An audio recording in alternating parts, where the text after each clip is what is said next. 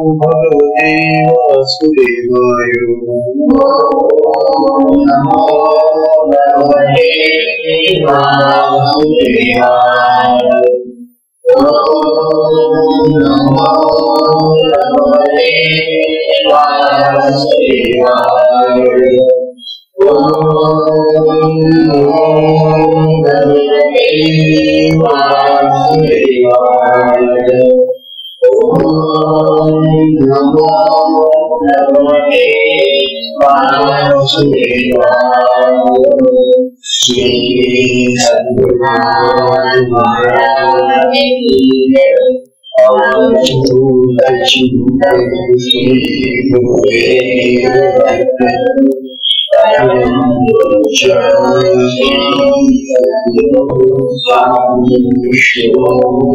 समाज की जय।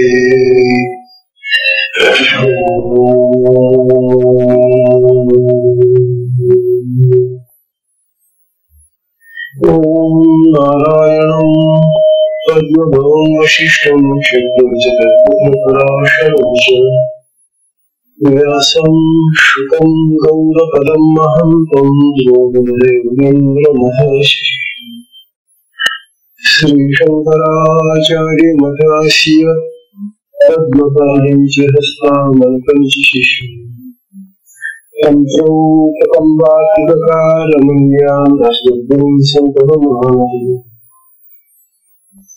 श्रुतिस्मृतिपुराणानामालयं करुणालयं नमामि भगवत्पादं शङ्करं लोकशङ्करम् शङ्करं शङ्कराचार्यं केशवं बादरायणं सूत्रभाष्यकृतौ वन्दे भगवन्तौ पुनः नित्यं शुद्धं निराभासं निराकारं हिरण्यं नित्यबोधं गुरुं ब्रह्म नमाम्यहं गुरुं ब्रह्म नमाम्यहम् ईश्वरो गुरुरात्मेति मुक्तिभेदविभागिने योगदत्तव्याप्तदेहाय दक्षिणामूर्तये नमः। दक्षिणामूर्तये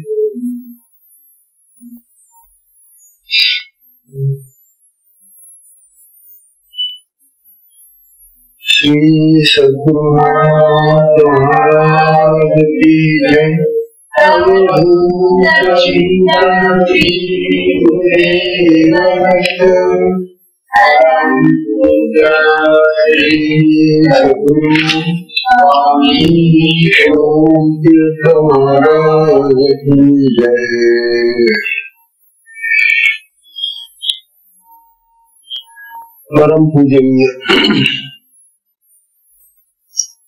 परम पूजनीय श्री सद्गुरु स्वामी शिव सद्गुरु महाराज यांच्या कृपाशीर्वादाने हा शक्तिपात मार्गाचा सत्संग आपला सुरू आहे।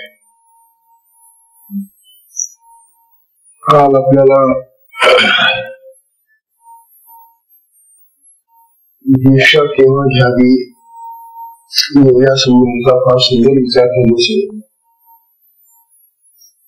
त्यानंतर सारस्वत कुंडलिनी सिद्धमा युगातला एक श्लोक आपण पाहिला।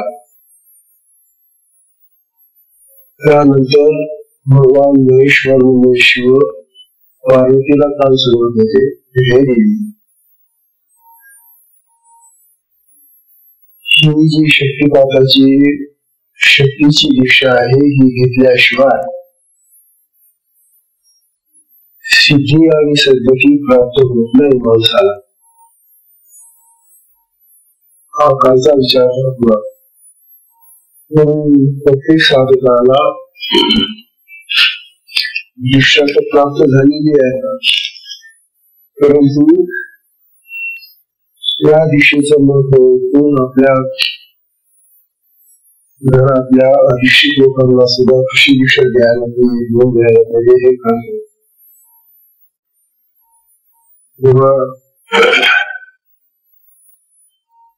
सद्गुरूकडून दीक्षा घेणं का महत्वाचं आहे ते काल आपल्याला आज हे आपल्याला मंत्रसार किंवा मंत्रसंहिता नावाच्या ग्रंथातून या शक्तिका संबंधाने विशेष माहिती सांगतात.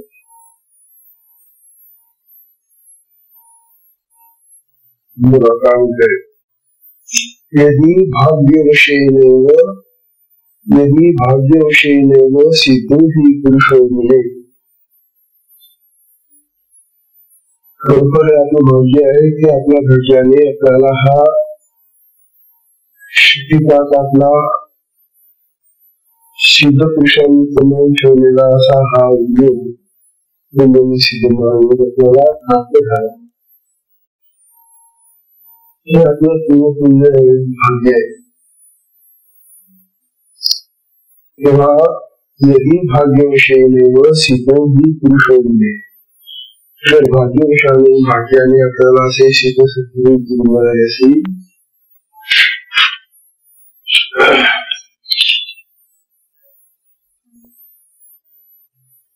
तर काय करायला पाहिजे त्यांच्याकडून? सदैव दीक्षा गृह्णीया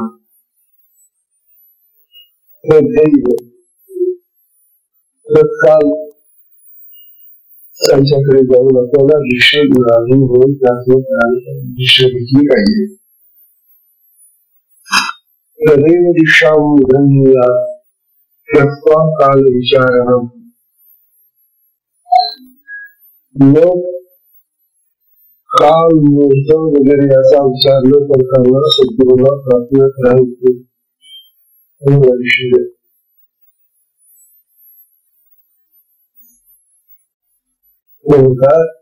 दुर्लभे सद्गुरूंचे सुकृतम संग उपस्थिते. सद्गुरूंचा संग म्हणजे त्यांचा आपल्याला सहवास प्राप्त होणं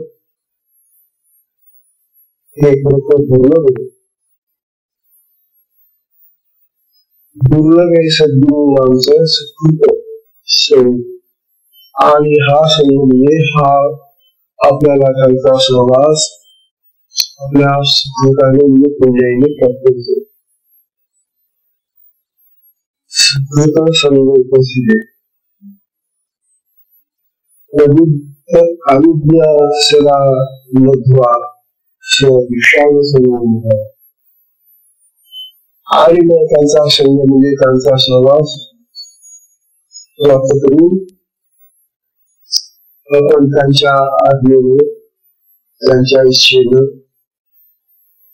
मी शक्तिका दिशा प्राप्त म्हणून हा जो अवसर म्हणजे काल आहे तो आपण साधावा. त्यांनी जर आपल्याला त्या वेळेला होकार दिला आपण त्याला मुक्ती करण्यानंतर तर त्यांच्या होकाराला आपण तत्काळ प्रत्युत्तर देऊन आपण तो काल साधलाच पाहिजे दिशेला, असं या मंत्रसार ग्रंथामध्ये लिहिलेलं. यदैव इच्छा तदा दिशा गुरुराज्ञा गुरु ज्ञानरूपतः.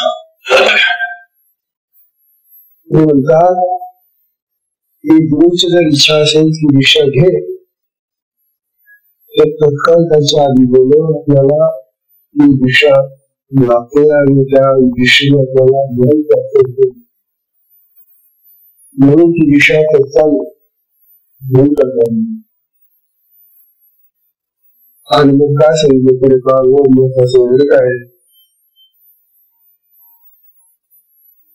न तीर्थम न व्रतम न होमो न स्नानम न जपक्रिया.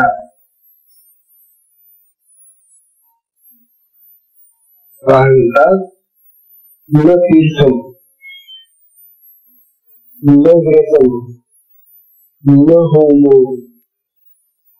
न स्नानम न जपक्रिया दीक्षाया कारणम किंतु स्वेच्छा प्राप्ति सद्गुरु. या गोष्टीला लोक येत नाही. कोणत्या गोष्टीला? तीर्थामध्ये जाऊन स्नान करणं एखाद्या व्रताचं पालन करणं, होम करणं, हवन करणं, मुलांना स्नान करणं, जप करत राहणं, या क्रियांना ही ज्या साधना आहे त्या साधनांना मोक्षाचे महत्व नसतं. कारण सद्गुरूची दिशा प्राप्त करण्यासाठी या बाकीच्या ज्या साधना आहेत या जरी आपण दूर सारल्या तरी काही हरकत नाही, कारण दिशा मोक्षाची असल्यामुळे. आणि म्हणून त्या मंत्रसार ग्रंथामध्ये ऋषींनी सांगितले की या बाकीच्या ज्या साधना आहे त्या साधना करायच्या साधना आहे, कर्तृत्व प्रधान साधना आहे. म्हणून या कर्तृत्व प्रधान साधनांपेक्षा ही सद्गुरू प्राप्त होणारी शिक्षा दिशा अवश्य घ्यावी. बाकीच्या गोष्टी बोलतो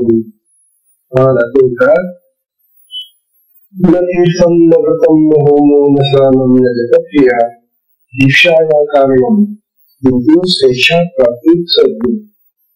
गुरुंनी स्वेच्छेने जर तुम्हाला दीक्षा देण्याचं कमी केलंय तर ते ताबडतोब तुम्ही स्वीकारा आणि दीक्षा घ्या.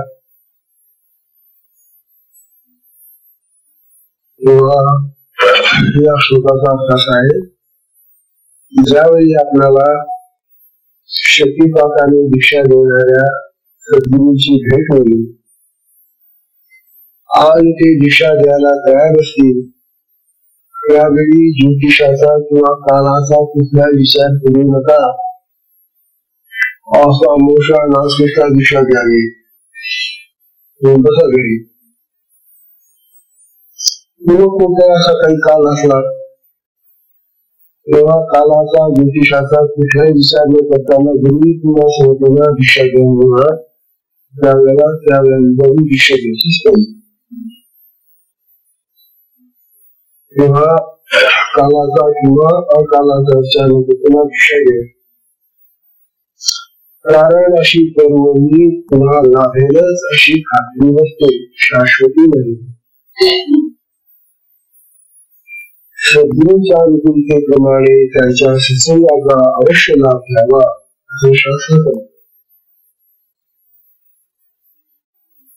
श्री सद्गुरूंच्या कृपेने दीक्षा मिळाल्यानंतर महाशक्ती कुंडली जागृत होऊन ती कशी क्रियावती होते ते आता आपण पाहिलेले पुस्तकाला त्याचा अनुभव आहे. आता साधनेची क्रिया आणि अनुभव यांचा क्रम आणि विकास कसा होतो हे वराह उपनिषद नावाचे उद्दिष्ट आहे.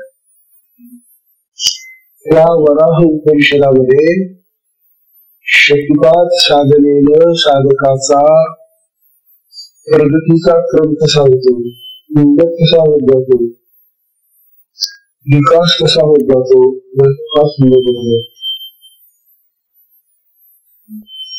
तेव्हा त्या वराह उपनिषदामध्ये त्या सांगण्याप्रमाणे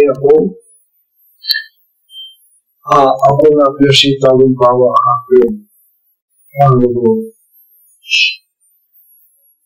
तेव्हा योगांच्या 4 अवस्था त्या ठिकाणी सांगितल्या. आपण दीक्षा घेतल्यानंतर आपल्याला येणारे जे अनुभव आहेत त्या अनुभवांप्रमाणे आपल्या 4 अवस्था होतात. तेव्हा पहिली अवस्था जी आहे ही आरंभ अवस्था आहे. आरंभ म्हणजे प्रारंभ, सुरुवात. परंतु ही आरंभ अवस्था तरी आपल्याला माहिती का कशी असते. आपण दिशा तर घेतलेली आहे, परंतु या दिशेने आपल्याला ती आरंभाची अवस्था सातला जो अनुभव आहे तो घ्यायला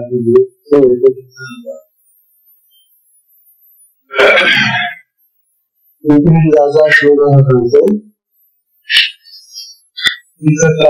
71वा श्लोक आहे उपनिषदात. म्हणतात आरंभश्च घटश्चैव तथा गतिश्च निष्पत्ति सर्वयोगेषु स्यात् अवस्था चतुष्टय.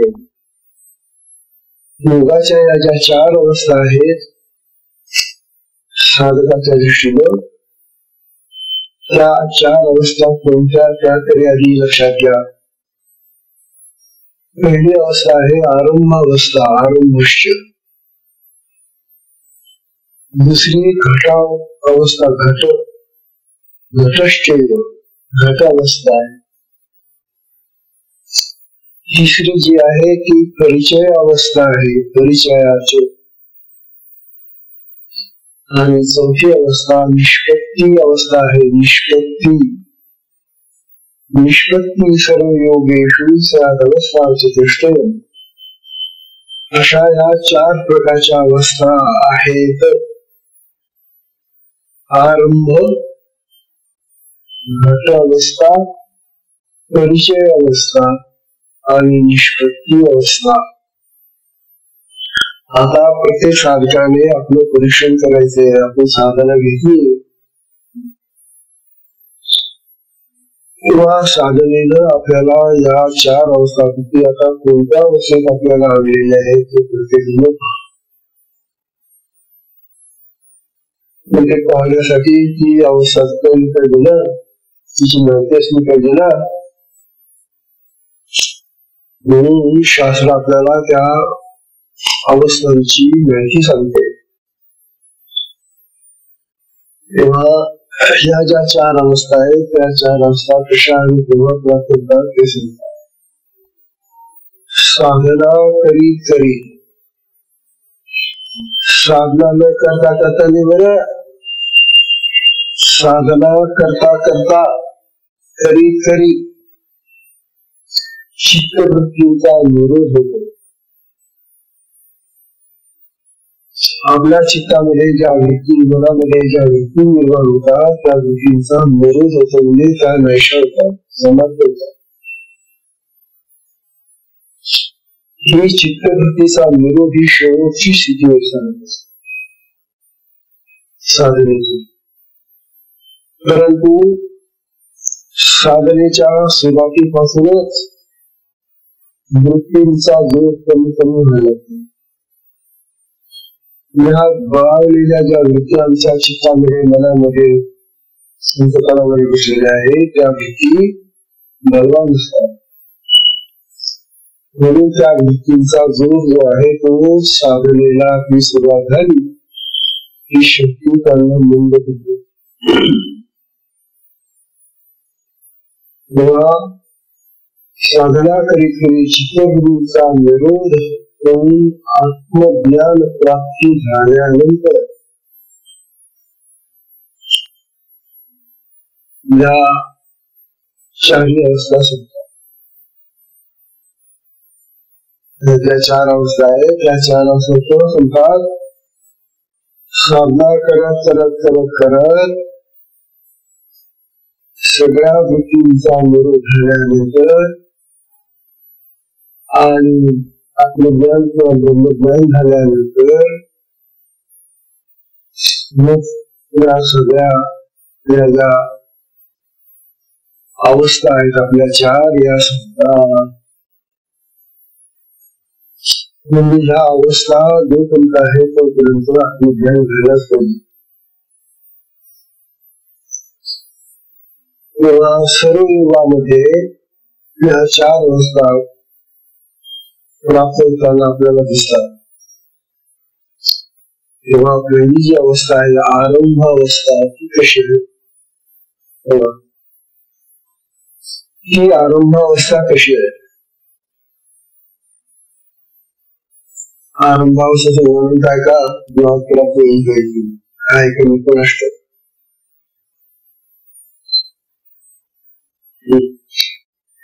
आरंभ अवस्थेचं वर्णन करतात.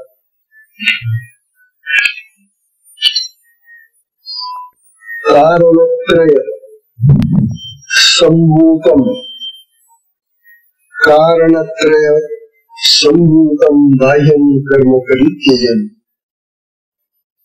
कारणत्रय संभूतम बाह्यम कर्म परित्यजन.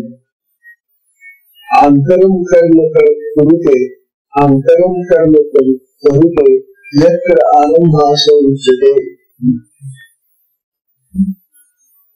सोपी अवस्था आहे आणि सगळ्यांना असते. काय म्हणतात? कारणत्रय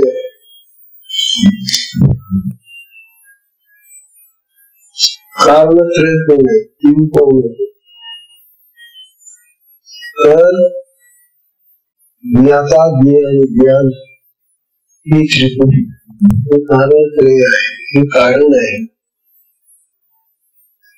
तेव्हा ज्ञाता ज्ञान आणि त्रिपुटी हे जे कार्यत्रय आहे या त्रयामुळे ज्ञाता ज्ञान आणि ज्ञेय याच्यामुळे आणि साधन त्रयामुळे उत्पन्न होणाऱ्या ब्रह्मकर्मांचा त्याग करून सर्व जेव्हा कुंडली शक्ती जागृत होऊन तिच्या प्रेरणेने होणारे आंतरिक आणि मानसिक कर्म करू लागते.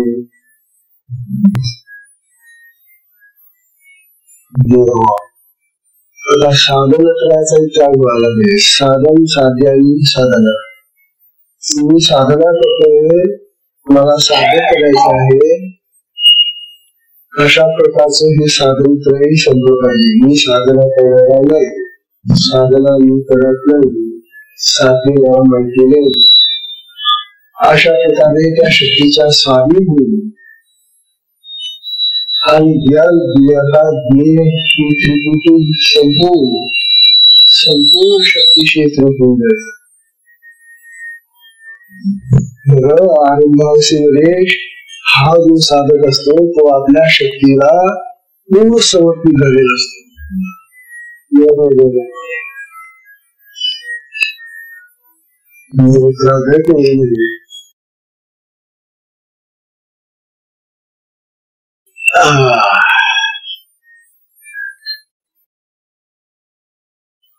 तेव्हा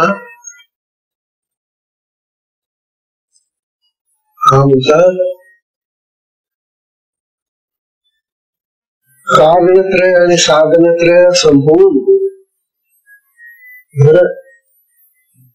या ज्या बाह्य क्रिया मला बाह्य जगातील कर्म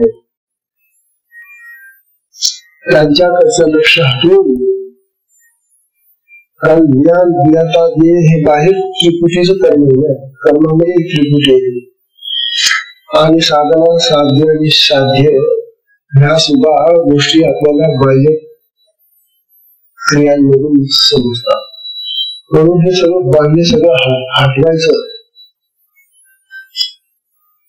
आणि शक्तीशी समर्पित होऊन शक्ती जे करून राहिली आपल्यासाठी ती काय करते त्यामुळे ती आंतरिक आपल्या देहाच्या अंतर भागामध्ये राहून मानसिक क्रिया करते. मनामध्ये शक्ती एकदा शिरली की मग मानसिक क्रिया शक्ती करते. मग त्या मनाला जागृत राहते. आतापर्यंत तुमच्या इंद्रियाला नाचत होत असलं, आता त्यांचा ताबा माझ्याकडे आला. ही शक्ती सगळा ताबा आपल्या देहाचा घेते. हे जे आपलं मन, बुद्धी, चित्त, अहम हे जे अंतःकरणातले 4 इंद्रिय आहेत, या इंद्रियांचा ताबा ती घेते.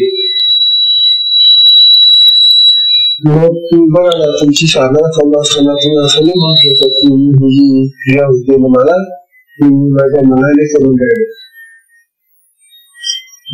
तुम्हाला जे विचार सुचताना साधले ते तुम्ही असं नाही म्हणू शकत की माझ्या बुद्धीने मला हे सुचवलं.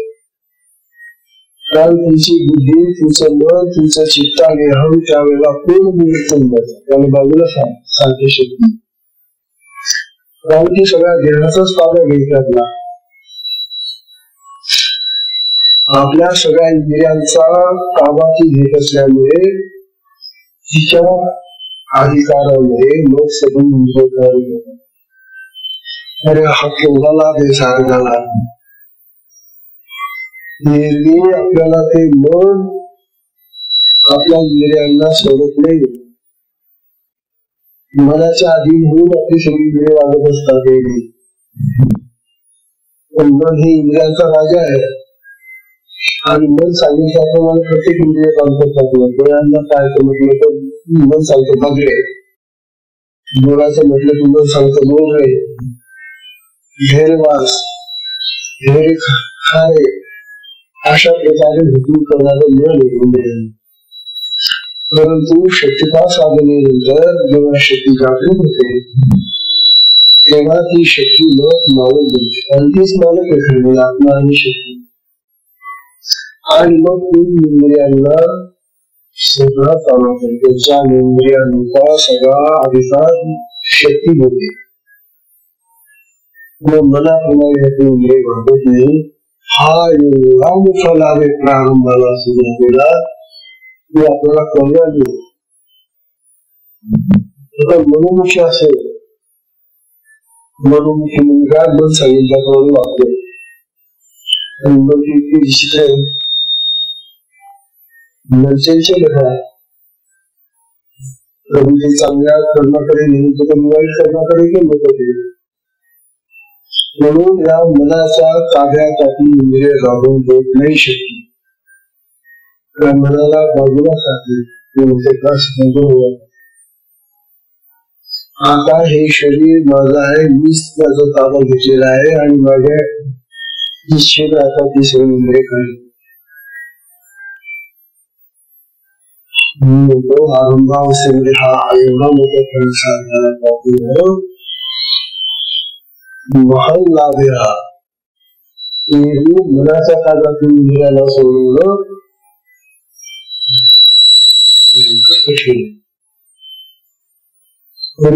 बाह्य साधना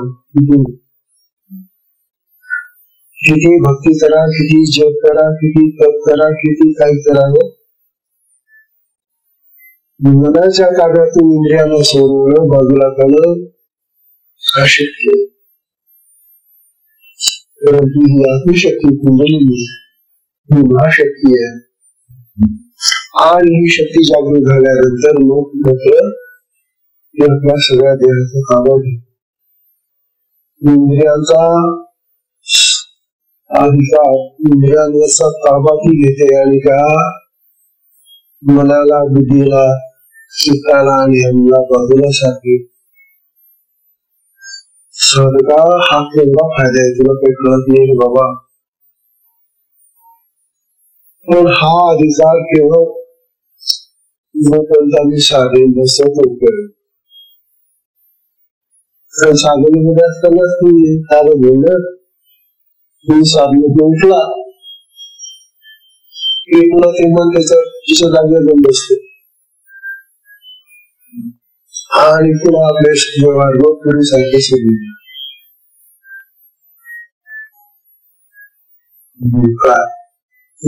किती वेळ साधना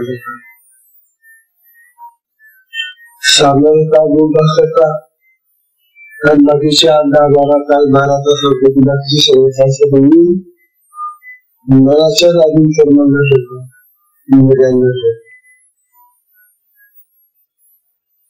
म्हणजे आम्हाला सवय जी लागलेली आहे ती मनाच्या अजून कर्मांना वागवण्याची सवय आहे आणि त्याच्यामध्येच आम्ही रमतो. शक्तीच्या ताब्यात कर्म होतच नाही.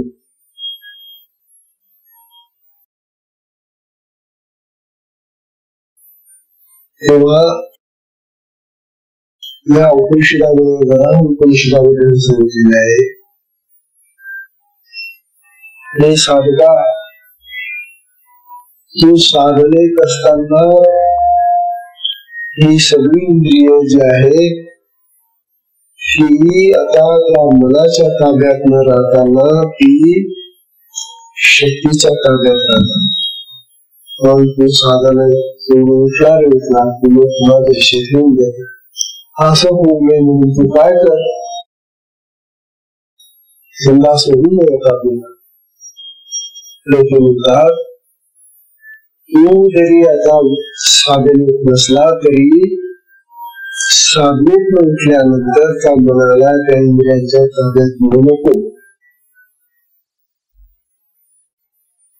हे माझे मी स्वतः हे माझ्या जगातलं बाह्य कर्म हे तीच करून नाही. काही शेतीशिवाय तर काम होत नाही. खरं की नाही? तेव्हा माझी सगळी बाह्य कर्म जगातली सगळी व्यवहार मीच करते आहे अशा भावनेनच मी करतो. मनाला हात लावून देऊ नका. हे आम्हाला समजत नसल्यामुळे आम्ही 2 तासाच्या त्या साधनेमध्ये शक्तीच्या ताब्यात इंद्रिय देतो. परंतु ती साधना संपल्यानंतर पुन्हा काही मन जसे तसं येऊन बसते. त्यामुळे आपले विवाद पुन्हा योगवादी संशयवादी होतात. म्हणून साधनेत उठल्यानंतर सुद्धा आपण असंच समजायचं की हे माते हे शक्ती देते तुझा माझ्या शरीरामध्ये आहेच. मी जरी आता साधनेला बसलो तर शक्ती काय निघून जाते का? मी ती तर आपल्या देहात आहेच ना, अखंड राहते ती. जसं आत्मा आहे तशी त्याची शक्ती पण आहे. मग त्या शक्तीलाच प्रार्थना करून तिच्याच ताब्यामध्ये आपण नको. तिच्या ताब्यामध्ये आपली सगळी आहे आणि तुला सांगा आणि आपली सगळी कर्म मग त्याला सांगा की हे माते तुझ्या देखरेखीसाठी मी देश. त्या मनाला चित्ताला वगैरे लावून म्हणजेच आपण निष्काम भावनेने कर्म करा असं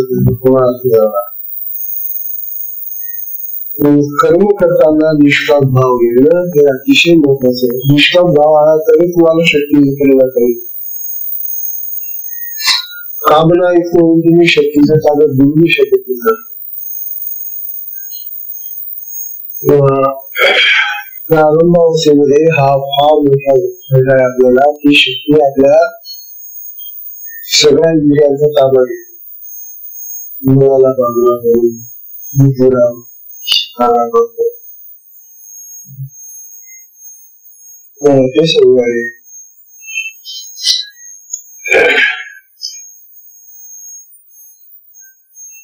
मग ही जी कर्म होतात आपल्या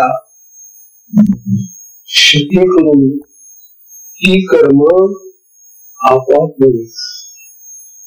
आपल्या क्रिया आपोआप होतात ना. त्या क्रिया करण्यासाठी आपल्याला काहीतरी प्रयत्न करावा लागतो का? साधनेमध्ये होणाऱ्या आपल्या ज्या क्रिया आहेत त्या आपोआप होतात ना. त्या क्रिया करण्यासाठी जसे आपल्याला प्रयत्न करावे लागत नाही त्याचप्रमाणे बाह्य जगातली कर्म करताना हे मध्ये असा भाव शिवून आपण ती कर्म करावी. मग जगातली कर्म सुद्धा शक्तीच करते आहे. शक्तीमुळेच कर्म होतात. खरं तर शक्तीमुळेच होतात. मन सुद्धा शक्ती म्हणून काम करत. ही इंद्रिय शक्ती म्हणून काम करत. शरीरामध्ये शक्ती नसू दे बरं. शक्तीला काही होऊ शकत नाही. म्हणजे शक्ती सगळं करते हे माहित असून सुद्धा आपण त्या शक्तीला बाहेर राखून देतो आणि मनाला बसवतो, बुद्धीला बसवतो. हा वेळेपणा आमच्या जीवनामध्ये काय यावा शास्त्र सांगणारे. तुला आता जर शक्ती प्राप्त झालेली आणि दिशेमध्ये जर ती शक्ती तुझ्या सगळ्या शरीरावर ताबा घेते आणि सगळ्या क्रिया करते तर मग जगातील कर्म करताना तू कशाला तुला येत नाही सगळं कर्म करायला? तुला ते मन बुद्धी शिक्षण मिळतो.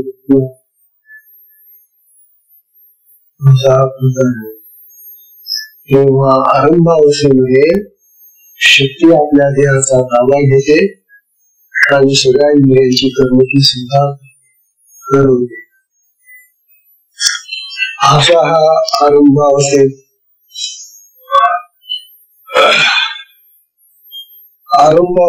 योग माया कुंडलिनी शक्ती प्रथम हटवण्याला आरंभ करते.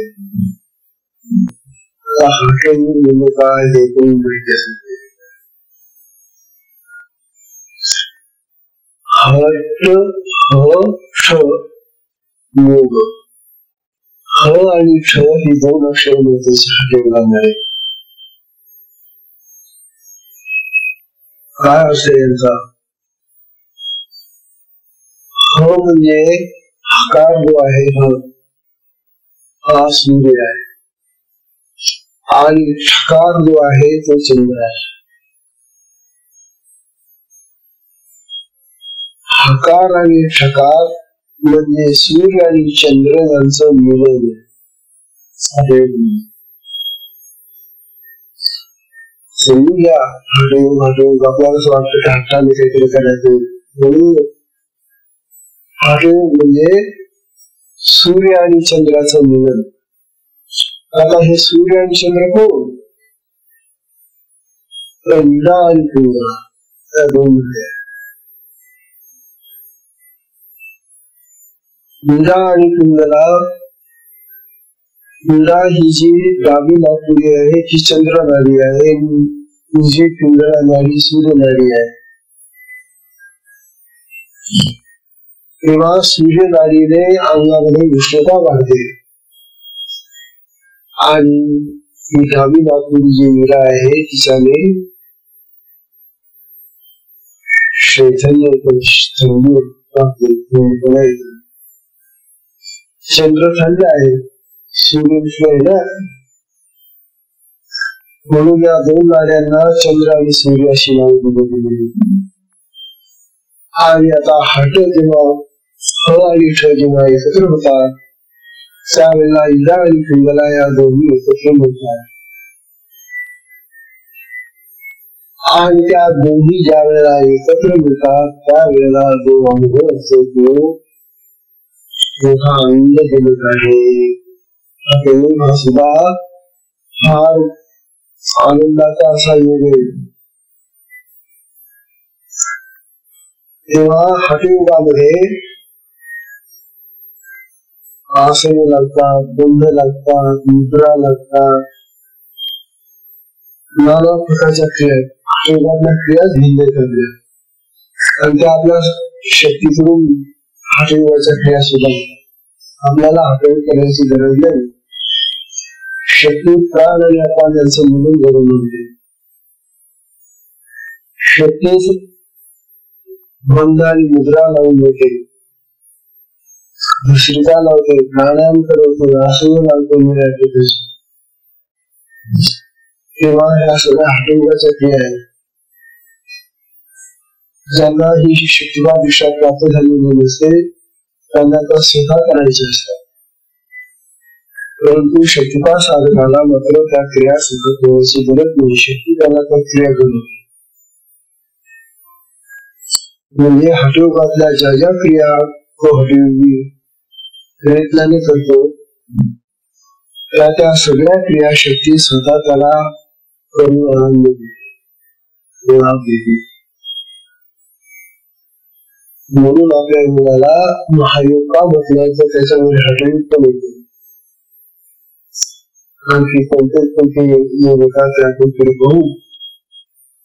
पण या हठयोगाच्या सगळ्या क्रिया ज्या आहेत त्या क्रिया आपल्याला शक्तीच्या द्वारे आपल्या शक्तिपात मार्गामध्ये प्राप्त होतात. शक्ती मिळवते. या क्रियांचा काय उपयोग? हठयोगाच्या क्रियांचा उपयोग तर या क्रियांनी नाडी शुद्ध होते. बंध, मुद्रा, आसन, प्राणायाम यांच्या ज्या क्रिया होतात त्या क्रियांनी नाडी शुद्ध होते.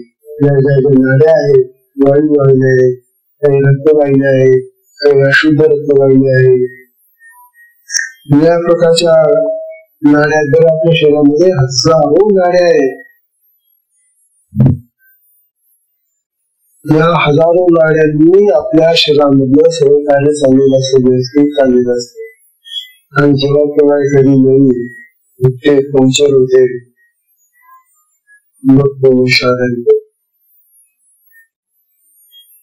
म्हणून या वेगळ्या प्रकारच्या नाड्यांमध्ये जी घाण जाते, पण आपण जे खातो, श्वास घेतो, अनेक पद्धतीनं शरीरामध्ये जी घाण जाते ती घाण रक्तामध्ये मिसळते, पाण्यातून घाण जाते, अन्नातून घाण जाते, नाकातून श्वासातून घाण जाते. मग ही सगळी घाण आपल्या शरीरामध्ये रक्तात मिसळते आणि मग ते रक्त दूषित होतं, खराब होतं. ही रक्तवाहिनी सुद्धा खराब होऊन जाते. मग शक्ती काय करते ते त्या रक्तवाहिनीला, त्या वायुवाहिनीला शुद्ध करते, त्यातला प्रवाह ती सर्व करते. म्हणून शक्तीचं कार्य फार विचित्र आहे आणि हठयोगाच्या क्रियांनी हे सगळं होते. बंध मुद्रा वगैरे आहे, नाली धोती वगैरे या क्रियांनी, हठयोगाच्या क्रियांनी आपल्या शरीराची नाडी शुद्धी होते. म्हणून हठयोगाच्या क्रियाही महत्वाच्या आहेत, परंतु शक्ती आपल्याला ते आपोआप मिळून येते. सारखा त्यात करायला लागत नाही, आपल्याला माहिती नसतं आपण कोणती क्रिया करतो ते. तेव्हा अशा प्रकारे नाडी शुद्धी होऊन शरीरात साम्यता निर्माण होते, विषमता नाशी होते. आरंभ अवस्थेमध्ये हठयोगाच्या क्रियामुळे शरीर परिपक्व होतात, शरीर सुदृढ होतात. हठयोगाच्या जर क्रिया झाल्याच नाही तर शरीरामध्ये घाण कशी जाणार? म्हणून शरीराला शुद्ध करण्याचं कार्य हठयोगाच्या क्रियांनी शक्ती करते. अशा प्रकारे हा आरंभ असलेला शक्तीचा. आता उद्याला आपण घटावस्थेचा प्रकार करू. इथे महत्वाचं आहे, आपल्या साधनेमध्ये शक्ती काय करते आणि कसं कसं आपल्या शरीराला ती स्वच्छ करते हे कळल्याशिवाय आपल्याला कसं करते. उद्याला घटावस्था म्हणजे काय, आरंभ अवस्था म्हणजे काय, सत्संगाची वेळ संपल्यामुळे सत्संगाला विश्राम देऊया. हरि ओम.